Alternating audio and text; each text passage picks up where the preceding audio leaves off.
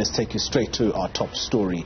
And that is the country's biggest labour federations that are today embarking on a massive national strike against corruption, the state of the economy and government's failure to deal with gender-based violence. Newzroom Africa is following these developments across the country, and let's take you to one of our reporters now, and that's Linda Mnisi, who is in Johannesburg. Nasipi Same is in Cape Town. Mweli Masilela is in Nelspruit, and Zintle Kanyane is in Mahikeng. Let's take you to Mpumalanga. That's the province we have yet to cross to. Mweli Masilela is in Nelspruit. Mweli, good morning to you. What's the situation where you are? Is the turnout just as good as I saw in Pretoria?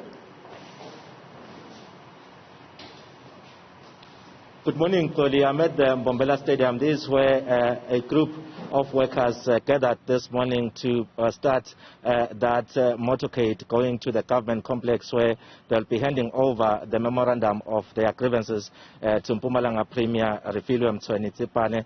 But what I've seen this morning is that, yes, indeed, the turnout was quite good, and we've seen people representing different unions here, and they are saying that really this is a struggle that they will fight because they are not happy with the manner in which government has handled a range of issues. One of those issues is the issue of the unemployment fund.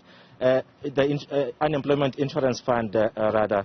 They are saying that there are companies that are claiming on behalf of the workers, but those funds end up not reaching the rightful beneficiaries. And also, I've seen some representatives of the union, DENOSA, Democratic Nurses Association, here saying that they're not happy with the state of health facilities in the province, so that will be part of the list of grievances that will be handed over to the Premier of Mpumalanga today. Yeah, Mweli, we know today also that there is a cabinet lekgotla which comes on the back of the governing ANC's NEC lekgotla, and top of the agenda is the economy, which is also what the strikers are striking about. But there is criticism, Mweli, from business that this is going to hurt this economy. It's already on its knees because of COVID-19, but actually it was even crippled before COVID-19 hit us just after March. What are the workers saying as far as hurting this economy that they are saying is not providing jobs?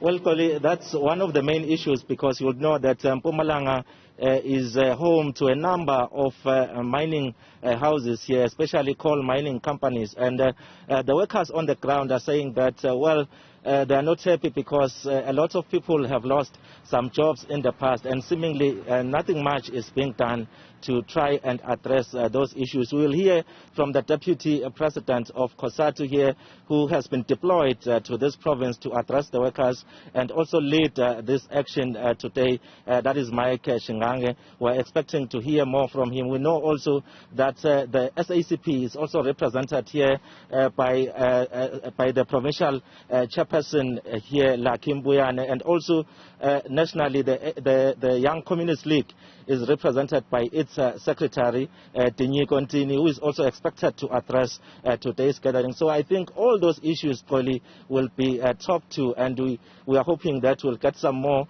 also in terms of the side of government, because we're expecting the Premier to respond to those grievances that will be handed over to her probably. As I let you go, Mweli, it would be remiss of me not to put the question around gender-based violence, because it is part of what the strikers are on the streets about. That province, I think it was early this week, where a top ANC leader was in court for the alleged rape of his two twin daughters who are 8 years old. Where is that case, and what do strikers have to say about that?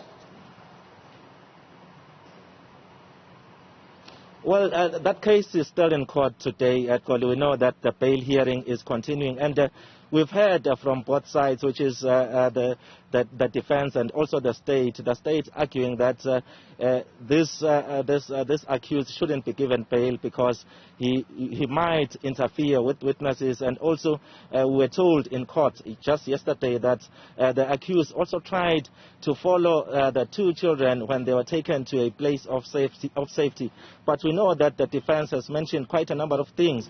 For example, to say that the accused should be given bail because he is definitely not a flight risk. He's owning quite a number of properties here in the province, and one of the houses where he has been staying for some time now here in Nelspruit is worth about 8 million rand. So the defense, they are saying that there is no way he would like to forfeit all those properties. So we'll hear today in terms of whether the presiding officer on the case will grant bail, because we are told that the chances are that more witnesses will be brought in to testify in court. So it looks like this is a bail hearing that might take the whole week. But once all those witnesses are done with testifying in court, we're expecting that a decision will be made on whether the accused will get bail or not.